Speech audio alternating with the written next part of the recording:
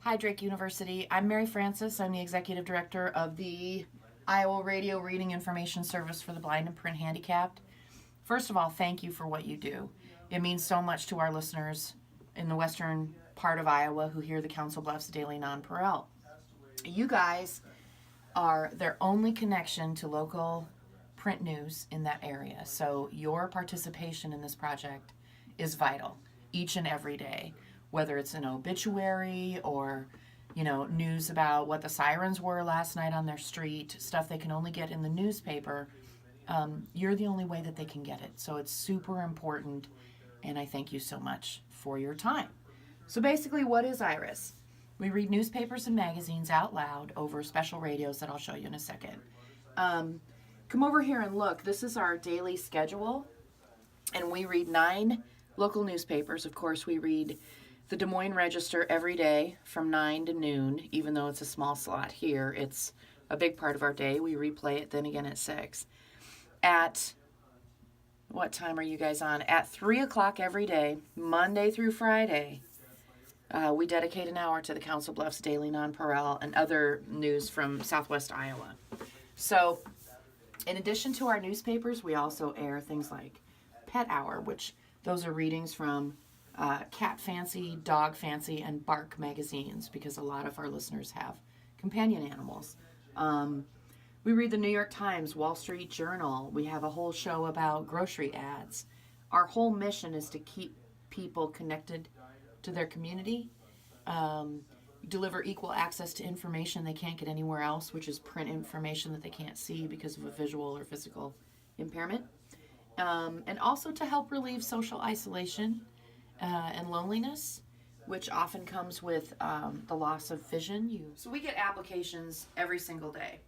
And when we get one, looks kind of like this, and people fill out name, address, and the nature of their disability. We figure out where they live, and let's pretend this is Council Bluffs. These are all the radios we have for all over the state. We have 13 frequencies, which means a Des Moines radio won't get the Council Bluffs signal, and vice versa. So we get one of these radios. These cost me about $30.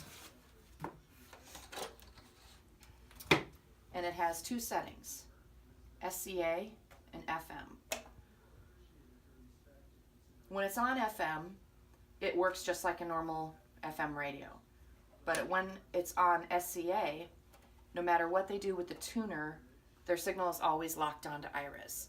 So sometimes we'll get, like I had an application for someone born in 1923 today. I'll put a little piece of tape on here so it's always on SCA so that grandma can't mess with it and lose the IRIS signal. So these are custom built and custom tuned to the IRIS frequency in their area. And we provide these radios, this one's brand new, we provide these radios at no cost, absolutely none. And our listeners tune into IRIS every single day of the year. We couldn't do it without our volunteers, and that includes you guys at Drake. When we don't have the Council Bluffs Daily Nonpareil, when somebody doesn't read it, our listeners lose an hour of vital information. It really, really matters. So here are a couple things that our listeners say. What a wonderful gift you've given my 98-year-old blind husband. Okay. I plugged in a radio. Now he can listen every day and find other valuable programs too. This is such a valuable service to older people, and I wish more people were aware of it. Hi, I'm Bobby Bailey. I've been volunteering with IRIS for a little over 10 years. The reason I got into it was because it's a great way to connect with people out there who just can't read. And it's also the easiest way to volunteer. All I have to do is sit in front of a microphone and read a newspaper. I come from a broadcast background. Actually, I was a journalism major. I worked for public television for many years. I worked in advertising. But I always I always felt really important. It was really important to get quality programming on the air.